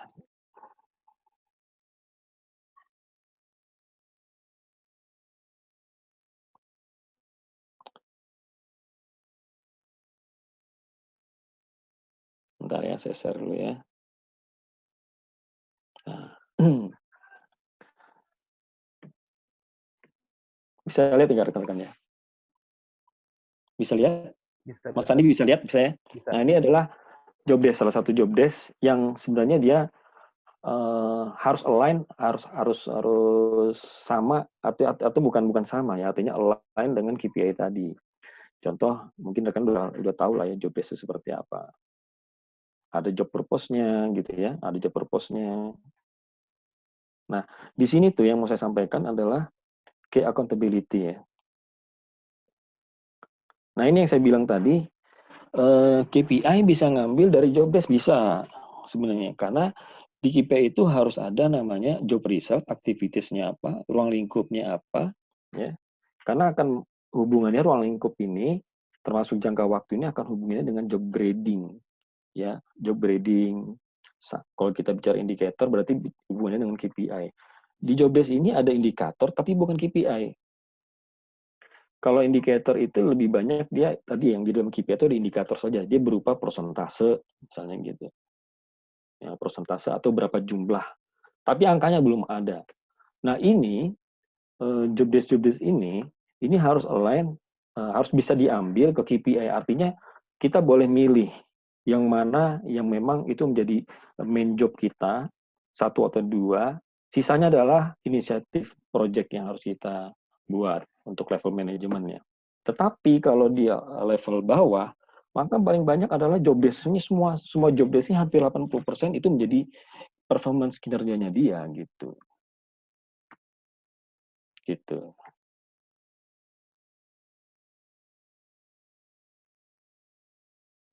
Oke, Pak Deli. Ini teman-teman udah boleh bertanya, Pak? Iya, silakan. Kita sharing ya. Tadi udah ada kurang lebih 5 pertanyaan yang saya rangkum dari tadi pas Bapak lagi sambil menjelaskan, beberapa teman-teman sudah nanya via chat. Saya juga udah langsung chat ke Pak Deli di Zoom tadi. Ada 5. Salah satunya yang pertama ini, bagaimana cara untuk menghitung jumlah masing-masing manajemen level yang ideal? Oh, biasanya kan kalau kita itu sebenarnya kan paling ideal itu kan 5 ya, bawah kita itu ya. 5 itu udah lumayan. 7 aja, wah itu udah. Jadi kalau kita punya N-1 kita, itu kalau saya 5 sampai 7. Gimana tim kita lagi 5 sampai 7. Karena kalau enggak kita susah fokusnya. Terlalu banyak. CEO saya aja itu dia 15 saat ini. Karena awalnya dia buat 15, akhirnya dia kewalahan. Akhirnya dia rubah. Sekarang dia cuma 9. Yang sisanya itu di bawah dari direktur yang lain lagi. Artinya kalau kita bicara struktur memang sebaiknya 7 itu maksimal. 5 itu paling ideal kalau saya bilang. Oke, berarti 5 paling ideal Pak ya? Oke. 5 atau 7 udah maksimal banget ya? Oke. Iya, karena itu mempengaruhi ini juga ya. Nanti kalau saya di Komben itu mempengaruhi job grading-nya seseorang sih. Semakin dia besar lingkup tanggung jawabnya, luasannya, impact-nya itu berpengaruh pada job grading, ya, job grading-nya. Walaupun dia sama-sama level GM, tapi GM A dengan GM B itu job grading-nya akan berbeda nanti poinnya. Nah, ini tergantung dari job desk tadi. Job desk tadi pastikan ininya ya, strukturnya benar sampai key accountability-nya benar. Karena itu mengaruhi dari itu tadi job grading-nya dia nanti di ujungnya nanti akan berpengaruh. Oke, thank you Pak. Kemudian itu dari Pak Arditya. Terjawab Pak Arditya?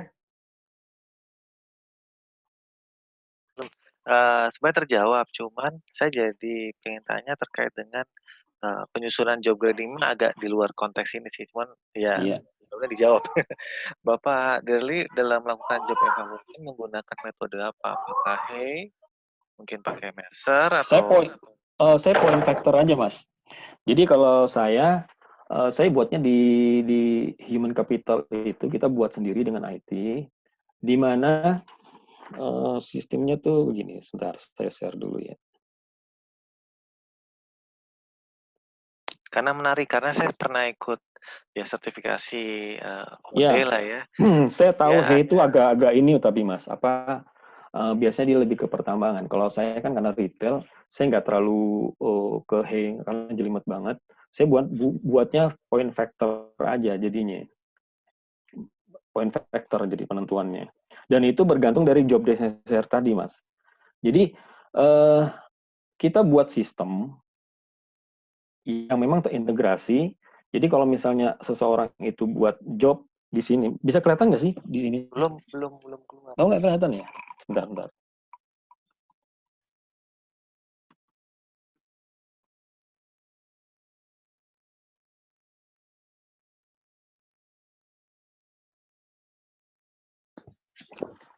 Saya buatnya tuh sistem yang terintegrate gitu, Mas.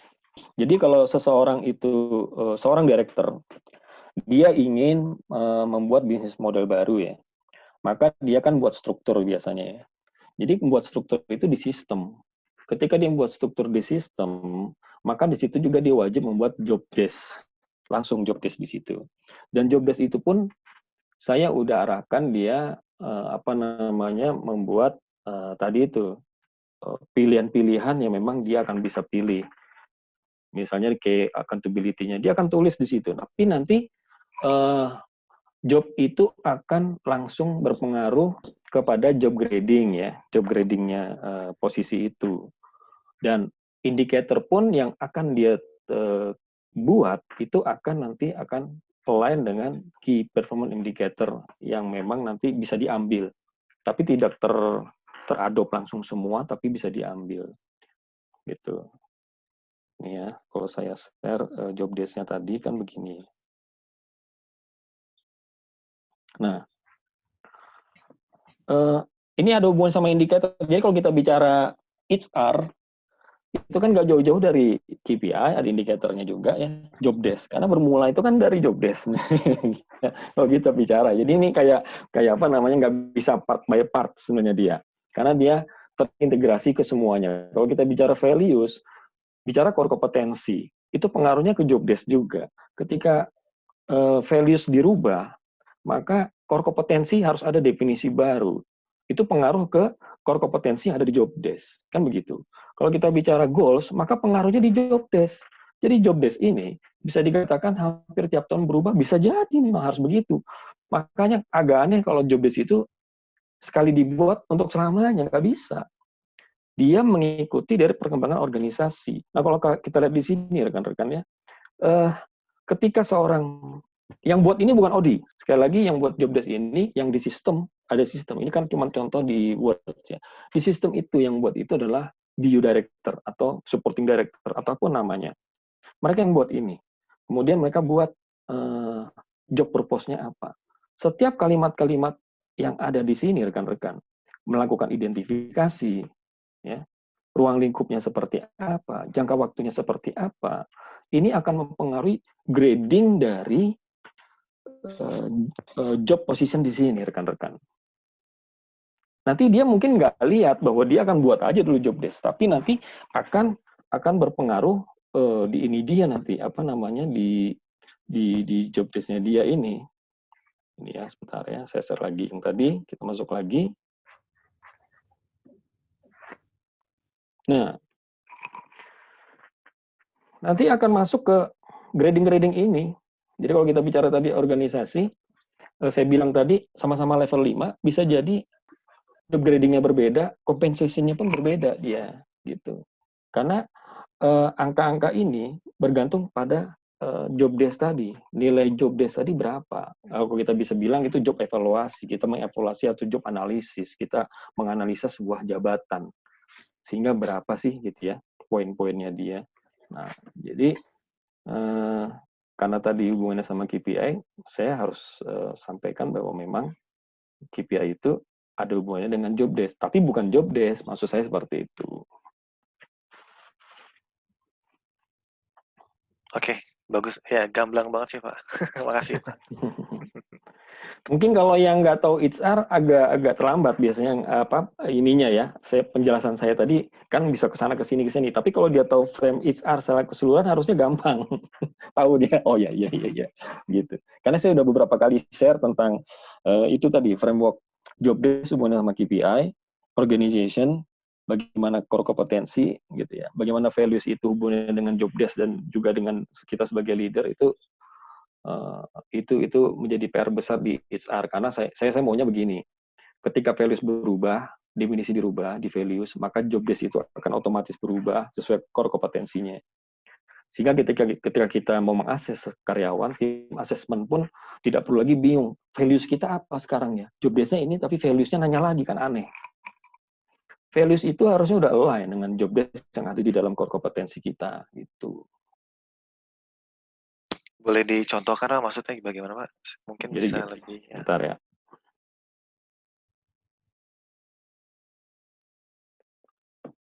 Kalau kita bicara values, itu kan hubungannya di kompetensi job desk nanti, rekan-rekan. Kalau kita bicara kompetensi kan di job desk juga akan ada functional competencies, core kompetensi, dan soft competencies. Nah, di sini rekan-rekan lihat kan ya, di sini ada delivering result, ini salah satu contoh values. Bahwa di posisi ini levelnya dibutuhkan delivery result itu level 5, level 4. Nah, nanti self assessment-nya dia itu dia berada di mana? Itu menjadi gap, akhirnya gap itu menjadi developing. Itu yang harus di-develop. Nih ya, kalau kita bicara dari struktur bisnis strategi ini, posisi HR kan ada di sini. Performance tuh ada sendiri. Apa belum terlihat, Pak? Oh, belum? Kelihatan nggak? Belum, Pak. Saya share dulu. Kelihatan nggak? Kelihatan? Ya, sudah, Pak. Sudah ya. Nah, kalau kita bicara bisnis strategi, kan posisi HR itu kan ada di sini ya. Performance itu ada sendiri. Walaupun dia ada yang dibawa oleh HR juga. OD pun ada yang dibawa oleh HR. Sebenarnya kalau kita bicara strategi itu kan begini. Ketika visi misi strategi berubah, bisnis model berubah, maka values kan ada yang berubah nih.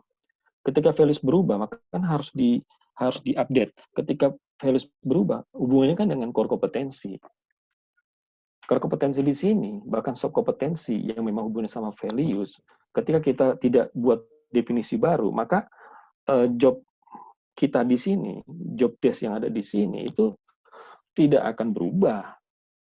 Makanya wajar bila values itu berganti, misalnya 2 tahun sekali berganti, ada tambahan ya, bukan berganti, atau ditambah fokusnya kemana values itu, maka kadang job desk kita masih job desk jadul kan, begitu. Makanya saya buat sistem yang memang terintegrate ke semua nih tim. Jadi kalau kita bicara rekrutmen, maka rekrutmen itu tinggal mengambil apa sih posisi yang dibutuhkannya, seperti apa kompetensinya, challenge dari posisi itu apa, core kompetensi itu kan hubungannya sama budaya juga sebenarnya.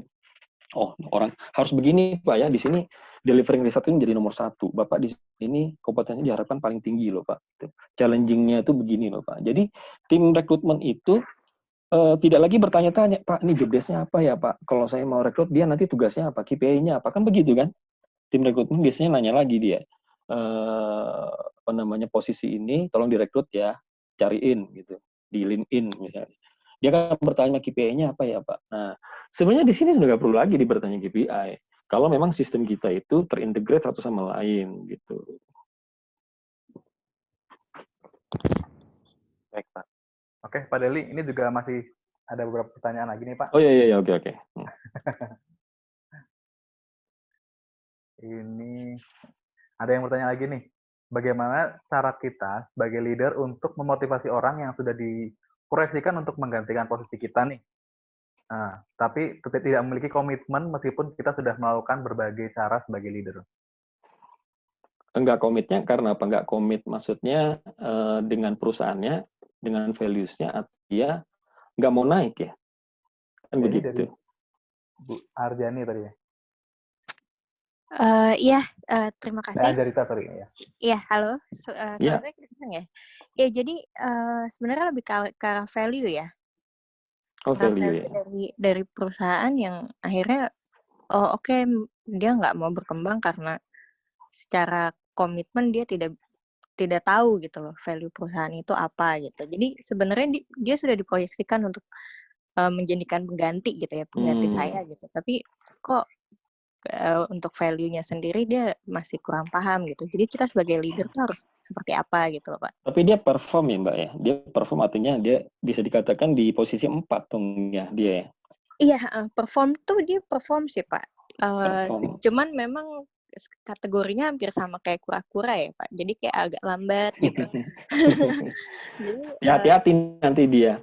Kalau kita paksain, kadang karena stylenya begitu, sedangkan budaya perusahaan itu berbeda. Saya kan begini, saya sharing juga ya. Kita pernah merekrut GM HR operation di bank, suatu bank. Di mana kita ini kan perusahaan retail. Saya sebenarnya pesimis kenapa kok direkrut GM HR dari bank. Karena memang budaya di bank itu kan keputusan itu kan lambat ya. Bukan masalahnya lambat dari mereka, tapi memang karena bank itu keputusannya harus benar-benar lambat, tapi itu berimpaknya pada customer. Sedangkan di perusahaan kami itu hampir tiap menit itu harus mengambil keputusan. Tidak perlu nunggu pusat, kita pun harus memutuskan sendiri. Harus punya ide sendiri. Ketika dia join di kita pun, dan itu ternyata dia menjadi posisi yang di sini nih. Dia tidak perform karena dia lambat, tapi sebenarnya dia potensinya besar gitu. Apa yang Maaf, terjadi? Pak, tapi belum muncul ya, Pak? Apanya? Gambarnya? Ya. Ini nih, kelihatan nggak yang developing potential people? Belum muncul ya, Pak? Oh, belum ya? Sebentar.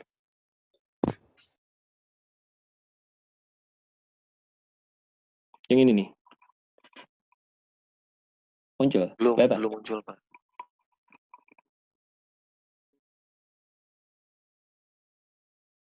Bentar. Sebenarnya yang 9 box tadi, Mbak, sambil saya ini ya kembali tadi. Oh, iya, kalau 9 box tadi, kalau 9 box tadi sebenarnya kan dia itu tadi. Di 9 box tadi kan ada yang posisi high performer gitu ya. Iya, saya paham sih kalau misalnya untuk di 9 box itu dia lebih ke arah ke yang paling sebelah pojok kiri bawah, kanan bawah atas. Ya. Jadi memang sebenarnya dia bagus, cuman nggak aja gitu. Betul. Hati-hati karena kalau dia dinaikin nanti di posisi itu bisa jadi dia nanti akan justru tidak perform sebenarnya. Wajar sih orang. Wajar orang itu. Kalau saya sih. Kalau saya, kita harus coach dulu dia. Kalau saya bilang, kita tanya, apa sih yang menjadi visi misinya dia? Apa sih yang diharapkan dia? Gitu. Kita harus tanya dulu, karena komitmen tuh harus dari individu ya, nggak bisa dari perusahaan maunya perusahaan, karena nanti efeknya nanti ke perusahaan juga, kalau orang itu ternyata nggak perform. Wajar sih orang baru dinaikin pertama kali di posisi tertentu, misalnya dari manajer menjadi GM, dia mungkin nggak perform, ya wajar karena awal-awal gitu ya. Tapi ketika berjalan waktu 6 bulan, setahun, dia kan harus sudah menunjukkan bahwa dia memang layak di posisi itu gitu. Tapi kalau misalnya terkait dengan values dia, dengan budaya ya dalam arti petik, tanda petik dia dalam budaya dia nggak cocok, mungkin bisa dengan atasan, bisa juga. Dipindah ke divisi lain, dia malah perform. Ada kan yang begitu? Dipindah ke lain, ternyata malah dia perform. Ternyata dia nggak cocoknya dengan atasannya gitu. Karena atasan ini kadang yang di level-level junior director itu kadang punya value sendiri gitu. Padahal values perusahaannya apa dia punya sendiri. Akhirnya timnya dia tuh paling banyak turnover-nya gitu ya. Turnover paling banyak di divisinya dia. Ini menjadi evaluasi lagi buat perusahaan nih, kenapa nih kalau di tempatnya dia ini selalu turnover tinggi, selalu orang pengen keluar divisi dari situ gitu. Makanya kan pentingnya di situ ya, bahwa indikator itu kita bisa lihat bahwa memang dashboard salah satunya adalah turnover suatu divisi. Apa alasan dari tim itu keluar dari tim atau divisi itu, atau bahkan dari perusahaan di situ. Kalau saya sih cenderung jangan kita gegabah untuk promosiin dia sedangkan dia belum komit dengan perusahaan. Itu susah, apalagi posisinya penting ya. Posisi itu penting, wah itu malah jadi lambat, jadi slow down nanti ini kita. Ya, cukup jelas sih Pak. Mungkin juga bagus buat feedback untuk saya dan tim ke depannya nanti. Iya, biasanya gini Mbak, kalau dia nggak align memang biasanya antara dia keluar, sebentar lagi dia akan keluar gitu. Cuma tunggu waktu aja gitu kan. Dia akan keluar, atau dia akhirnya ikut values perusahaan gitu. Jadi sebenarnya didiamin aja ya Pak ya, nunggu dia keluar aja. Saya sih, ya kebanyakan kita fokus di dia, ini kita nggak fokus di 5, 7, 8, 6, 5, 7, 8. Kita nggak fokus di sini sebagai SAR, kita mending fokus yang di sini nih, yang di hitam-hitam ini. Ya, terima kasih banyak Pak masukannya. Oke, thank you Bu Anjarita. Kemudian pertanyaan ketiga Pak, ini dari Bu Diana Pak. Bagaimana menghadapi tim yang jika diminta melakukan tugas di luar job desk-nya meminta reward lebih sebelum tugas dilakukan dan belum tentu mereka bisa lakukan. Seperti itu Pak. Ya itu kalau saya bilang memang kita harus menjelaskan dulu tujuan dari ini tujuan dari apa namanya tugas atau tanggung jawabnya, kenapa dia harus melakukan hal tersebut ya.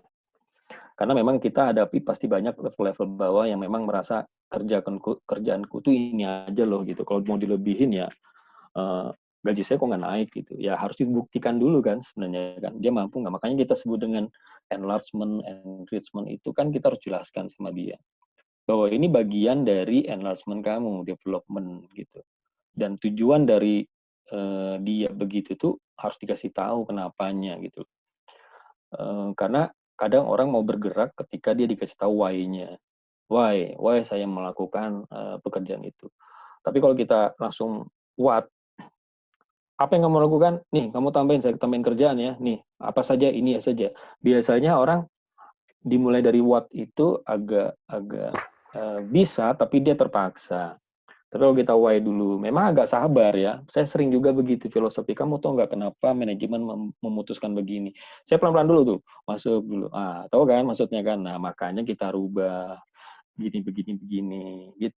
Baru mereka paham. Jadi filosofi itu penting memang kita sampaikan ke tim kenapa harus begitu, kenapa harus begini. Jadi dimulai dari why dulu lah kalau saya bilang. Jangan what. Kebanyakan kita memang leader itu what dulu. Ini ya, kerjain. Saya mau tahu. selesai, tapi nanti dia terpaksa biasanya gitu. Oke, Bu Diana ini sudah menjawab, Bu. Oh ya Pak Deli ini kayaknya tadi mau share screen tapi nggak jadi nih. Ini soalnya masih muter kalau di kita. Masih blank, masih hitam. Oh, masih hitam? Iya, tadi. Ini Bu Diana ada apa? Apakah sudah jelas, Bu? Oke. Kelihatan kan saya kiranya? Ini masih blank, Pak. Oh, udah. Sekarang udah. Ya, di sini tuh nih saya bilang. Jadi lebih ke one on one-nya sih kita. Di sini kan individual nih. Kalau tim kayak gitu tuh gimana dia komit dulu. Makanya kita harus kasih why dulu, kontekstual model, filosofi dulu kita mainkan, biar dia komit. Karena kalau enggak dia nggak komit, dia mikirnya kan di sini nih. Saya mau kalau ada reward ke saya ditambahin. Tapi kalau kita kasih tahu dulu filosofinya bahwa untuk development-nya dia ke depan gitu kan. Yang nantinya kamu bisa jadi apa namanya salah satu orang yang bisa saya promote misal begitu. Itu menjadi apa namanya trigger lah buat dia untuk mau melakukan sesuatu. Oke. Memang kok jujur sih kalau di level bawah itu biasanya emang apa namanya level bawah itu misalnya level staff ya, dia kan memang gajinya juga segitu. Biasanya tuh uang adalah segala-galanya gitu kan. Sehingga kalau dikasih kerjaan lebih itu pasti hitung-hitungan gitu. Harus sabar sih, kalau saya bilang harus sabar untuk menjelaskannya. Yang pasti jelaskan why-nya ya Pak ya. Kenapa? Why dulu. Okay. Kenapa itu? Apa tujuannya gitu? Oke. Berikutnya ini ada lagi Pak, masih ada sebenarnya banyak teman-teman. Oh ya nanti kalau misalnya ini waktunya belum selesai waktunya masih ini kan kita jadwal sampai jam 12 ya. Nanti misalnya tidak semua terjawab, nanti kita kan ada grup yang tempat tadi. Ini Pak Deli nanti juga masuk ke grup ya Pak ya. Nanti kita bisa diskusi ya. Nanti. Jadi kurang lebih selama nanti seminggu kita bisa saling share tentang apalagi yang masing-masing bidangnya kan beda-beda. Banyak yang beda-beda juga, mungkin bisa saling sharing juga di grup, itu mungkin bisa ini ya nanti ya. Ini Pak, pertanyaan selanjutnya Pak dari Pak Gilang ya, Pak Gilang. Di beberapa perusahaan dengan usia perusahaan yang baru atau startup, bagaimana cara kita menetapkan KPI atau OKR yang baik dan terukur, sedangkan objektif manajemen yang seringkali berubah dan sangat dinamis? Oh, dia baru ya? Perusahaannya baru ya? Ya, kalau saya sih di perusahaan baru itu sebenarnya akan banyak, kan udah pasti ya kita memulainya dari strategi inisiatif dulu ya. Kalau kita bicara divisi HR, apa nih inisiatif strategi? Itu harus dari ISA Director dulu kalau saya bilang. Kalau nggak ada ISA Directornya, berarti GM HR-nya. Dia mau kemana? Apa yang harus menjadi fokus dia? Itu yang pertama harus ditetapkan dulu kan. Goals dari divisi itu. Dialah yang netapin. Kemudian turunlah cascading ke tim di bawahnya. Karena kalau enggak, dia akan sendiri-sendiri. Si B ngerjain apa, fokusnya, ujung-ujungnya job desk semua sih. Job desk itu yang menjadi indikator KPI-nya mereka semua. Padahal ada suatu yang memang harus difokuskan untuk menjadi target atau goals dari si HR Director atau HR GM tadi. Memang harus ditetapin dulu goals-nya, kalau saya bilang. Oke, jadi tetapkan goals untuk nanti di-line juga dengan KPI-nya ya Pak ya? Iya, jadi cascading-nya nanti dari goals-nya ISR-nya tadi, ISR top leader-nya ISR tadi, dia mau ngapain. Karena kalau misalnya dari bottom to top kan aneh ya. Indikator dari bawah dulu. Terus nanti dari bawah dapat atasannya itu ISA Director tinggal ngambil, oke, KPI ini ya. Itu yang keliru selama ini. Mereka si ISA Director tinggal nunggu KPI GM-nya kan jadinya KPI job desk itu sebenarnya. Oke. Kemudian ada lagi nih dari Pak Adzir. Nah, intinya pertanyaan tentang gini, bagaimana memantau activity tim dalam situasi yang sekarang Pak, yang WFH Pak? Nah, ini yang saya bilang tadi, new habit ya kita ya. Ya, new habit-nya kita nih. New habit ini, iya. Jadi bersyukurlah kalau kita itu udah punya tim yang udah berada di level 3 atau level 2 kayak tim saya tadi. Kebetulan alhamdulillah tim saya itu kita udah punya format gitu ya. Ya memang akhirnya lucu-lucunya itu gara-gara kita punya format setiap ada report harus bagaimana, kita harus langsung template ke PPT, PowerPoint, bagaimana cara yang bagus. Ujung-ujungnya tim saya ini yang bukan orang IT harus mengajarkan cara membuat report yang benar ke semua divisi. Kan lucu kan jadinya. Nah ini menjadi role model dia akhirnya. Makanya saya bilang, udah kita tetapin, pokoknya kita harus membuat pekerjaan kita tuh harus yang berbeda lah ya. Kalau saya minta begini, maka pastikan ada prosentasenya. Saya nggak perlu bilang bahwa manpower-nya bulan kemarin sekian, turunnya sekian, terus saya minta ada prosentasenya ya, terus ininya ya, plus minusnya ya. Saya nggak perlu begitu. Kamu yang berpikir, ketika kamu kirim ke saya, itu udah lengkap bagaimana. Nah, jadi hal seperti itu membuat tim saya akhirnya, ya juga ya, dia menjadi role model akhirnya. Bahkan agak, ya mohon maaf, akhirnya setiap permintaan pun mintanya ke tim saya. Ini jadinya fungsi HRIS menjadi kalah dengan tim saya sendiri untuk terkait sama data. Padahal saya sudah bilang, lah kok minta data ke tim saya gitu. Ya masalahnya kalau tim kamu buatnya bagus sih gitu. Nah, jadi tidak cuma sekedar database gitu kan. Ini yang kalau kita udah bentuk tim kita sebelumnya seperti itu, ketika terjadi kondisi sekarang, enak nih, saya tinggal WhatsApp, tolong dong kirimin dong nih, diminta nih datanya. Gitu ya. Saya mau buat THR, kalau 100% berapa, 70% berapa, by PT ya, udah, jadinya udah bagus. Nggak perlu kita monitoring ketat, nggak perlu. Ya. Jadi, bukti bahwa kerjasama tim itu justru adanya pada saat COVID sekarang ini. Bagaimana kita memang tim kita tuh solid apa enggak. Bagaimana tim kita tuh apakah betul-betul udah paham apa yang diminta oleh leadernya. Disinilah kita evaluasi sebagai leader, oh ternyata komunikasi saya selama ini nggak berjalan. Saya minta ini, sekarang kondisi COVID nggak bisa. Tetap harus ketemu dulu kan, susah ya begini. Tapi jadi evaluasi kita sekarang bahwa memang kalau saya nggak pernah mantau tim saya lewat, kamu ngapain sekarang? Jadi Zoom lagi, kita nge-Zoom lagi, nggak perlu. Cukup dengan WhatsApp, tolong dong ini, tolong dong itu, tolong dong ini, udah. Saya bisa tahu bahwa itu bisa saya persiapkan untuk bila diminta oleh atasan saya lagi gitu. Ya challenging Mas, kalau saya bilang kondisi sekarang siapapun tidak ada yang bisa bisa membayangkan bahwa kita tidak akan pernah masuk kantor lagi gitu ya. Sampai waktu tertentu gitu. Tapi syukur-syukurnya kalau di saya tetap bisa masuk walaupun bergantian. Jadi nggak ketemu juga sih. Nggak ketemu juga saya masuk, dia nggak ada, tim saya juga. Tim saya masuk, saya tidak ada gitu. Jadi tetap kita pakai Zoom, pakai Google Meeting kemarin juga kita coba gitu. Yang penting aktivitas itu kita tidak semua aktivitas kita tanya. Yang penting yang poin-poin utama tadi aja yang kita harus fokuskan. Oke, ayo ini menarik banget ya Pak ya. Ini kemudian ini Pak, ada satu, ini kita kasih satu terakhir kali ya Pak, karena udah jam 12 ya. Sudah sampai jam 12 ternyata. Ini ada satu pertanyaan yang cukup menarik dari Pak Gatot Satrio. Apa saran Pak Deli jika kondisi perusahaan terdampak COVID secara finansial? Apakah cukup pivoting saja atau harus shifting all business model?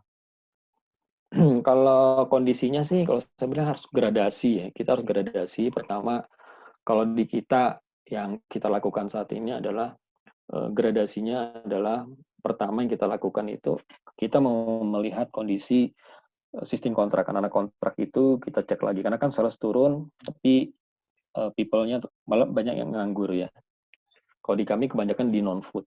Di non-food itu banyak yang nganggur. Jadi kita evaluasi dari sistem outsourcing. Outsourcing-nya dulu kita lihat, oh ternyata ini udah selesai gradasi nih gitu. Jadi PKWT, kontrak, dan outsource kita putus semua dulu. Nanti kita akan hire mereka setelah memang kondisi membaik. Ternyata masih memburuk tuh, ya kan, kondisinya. Maka yang terjadi adalah sebagian ada yang dirumahkan atau unpaid leave. Unpaid leave, bukan unpaid leave dulu, cuti. Jadi semua ngambil cuti nih. Karena cuti di kami itu masuk dalam beban biaya di P&L ya, profit and loss. Sehingga semua wajib ambil cuti. Cuti ini tanggal 15 sampai 20 akan habis semua mereka ngambil, baik cuti tahun 2019 ataupun cuti berjalan di tahun ini. Ambil dulu semuanya.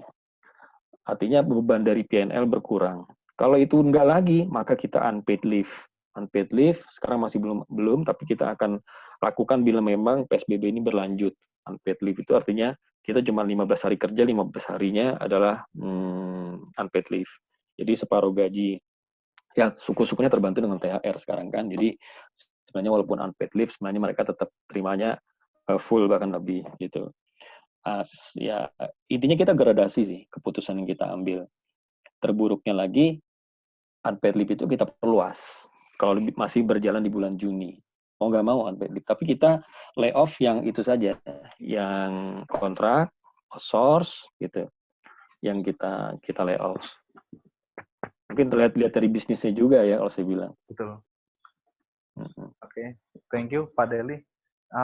Teman-teman, kalau misalnya masih ada yang ingin bertanya, masih ada yang pengen bertanya dan mungkin nanti mau sharing juga, akan lebih enak nih kalau kita nanti lanjut di grup. Ya Pak, karena boleh, ini kita sharing aja ya. Ya, kita sharing aja. Karena saya juga praktisi, saya juga bukan mungkin yang di sini yang ada yang menjadi konsultan mungkin lebih banyak pengetahuannya lebih luas tentang perusahaan-perusahaan lain. Kalau saya cuma baru pindah dari 5 perusahaan, hanya bisa menggambarkan di 5 perusahaan gitu. Kalau konsultan dia mungkin bisa sampai 20-50 perusahaan yang dialami sama mereka. Jadi sharing lah kita. Oke. Ini juga karena waktunya sudah jam 12 nih Pak. Kita sudah 2 jam, sudah cukup lama juga. Ternyata kita ngobrol-ngobrol di sini juga. Nah ini ada ini kesimpulan terakhir Pak Deli. Ya jadi memang kalau kondisi seorang leader saat ini memang cukup challenging ya. Kalau saya bilang baik dari top management, middle management sampai di low management. Kita tidak tahu dan kita bahkan tidak bisa memprediksi apa yang terjadi di tahun 2020 ya. Bahkan sekelas Pak Khairul Tanjung pun yang entrepreneur punya honoris causa entrepreneurship ya di 3 universitas. memperkirakan pun tidak nyangka dia kalau sampai di Indonesia akan begini. Semua pengusaha pun yang besar-besar pun tidak ada yang menyangka, bahkan dunia pun tidak yang menyangka seperti ini. Artinya adalah yang bisa kita lakukan sekarang adalah bahwa kita memang harus merubah habit kita. Kita coba membuka paradigma baru. Kita belajar sekarang bagaimana bahwa paradigma kebiasaan kita tuh harus kita rubah, kita harus berbuat yang terbaru, new habit yang baru. Bahkan kalau bisa KPI kita atau job desk kita yang memang jadul-jadul itu, kita coba rubah, kita coba align-kan bahwa memang fungsi HR itu memang menjadi bukan business partner lagi, tapi part of business gitu kan. Kita bukan bisnis partner kalian, tapi kita part bagian dari bisnis. Maka wajar kita harus tahu bisnis kita. Ya, mau itu tim rekrutmen, mau itu tim OD otomatis dia tahu proses bisnis ya.